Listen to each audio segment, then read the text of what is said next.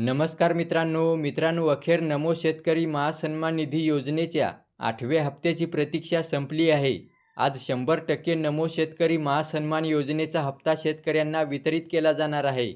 हो मित्रांनो, आज अर्थसंकल्पीय अधिवेशनाचा शेवटचा दिवस आहे आणि आजच शेतकऱ्यांना नमोचा हप्ता वितरित करण्यासाठी कृषी विभागाकडून मोठी हालचाल करण्यात आली आहे. मित्रांनो, तुम्हाला माहीत असेल, मागच्या आठवड्यामध्ये कृषी मंत्री दत्तात्रय भरणे यांनी घोषणा केली होती की राज्यातील 90,34,000 शेतकऱ्यांना नमो शेतकरी महासन्मान योजनेचा 8वा हप्ता पुढील आठवड्यात दिला जाणार आहे.